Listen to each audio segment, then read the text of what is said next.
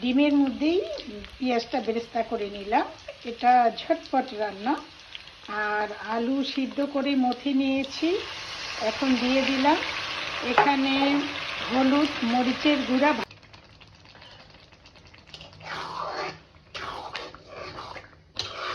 কষিয়ে নিলাম একটু, এখন পানি দিয়ে দিলাম।